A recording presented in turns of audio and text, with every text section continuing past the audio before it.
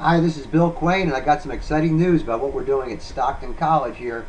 Teach our hospitality students social media marketing. Teach them how to create a list and sell to it relentlessly. Now, listen, everyone should have a story to remember this by, and there's a lesson to be learned. Here I am in 1967 as a high school freshman. I was a pole vaulter, and I jumped higher. I leaped higher than the world record holder at the time. His name was Valery Brunin from the Soviet Union. You see, he was a high jumper. I was a pole vaulter. I learned the lesson of leverage, and that's so important. At Stockton College, we use leverage to help our students out. And you know, the idea to teach social media marketing to our hospitality students came from an advisory board meeting just like the one you're at now, which is terrific. Donna Albano and Janet Wagner jumped right on this. They loved it. And Stockton College is very committed to teaching our students leverage so they can leap. Now, we're teaching our students to create selling connections here, selling relationships.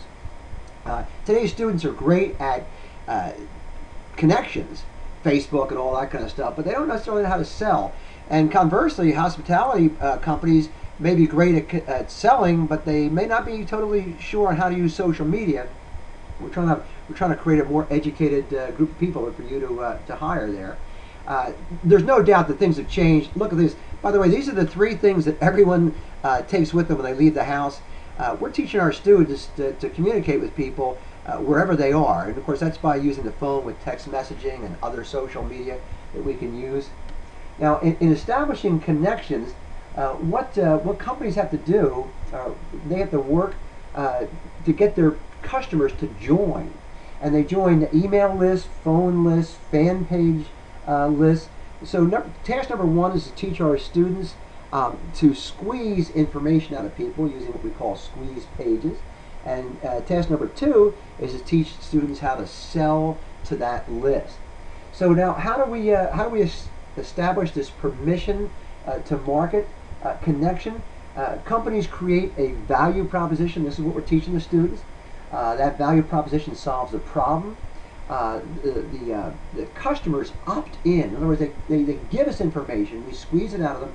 They give us permission. We maintain that list and we market to them again and again. All right, so here's what happened in my marketing class last semester. Here's some examples of some squeeze pages that we taught the students to create. These squeeze pages have keywords on them. What we do is we drive traffic. We drive segmented traffic to these one-page websites. Here's one for the Pitney Pub called the Pitney Privileged Citizens thing. It's for the local people who live near the Pitney Pub. You can see some keywords on there. They did an okay job with that. On every one of these squeeze pages, there's what's called an opt-in form that people fill out. Now, the students asked for too much stuff. This should have been a little easier for people to use, but that's okay. It's a learning process. Here's another squeeze page that he created. See, what you do is you segment your market and you use triggers on your trigger words. This is called the Pitney Scholars. This is for Stockton students over 21.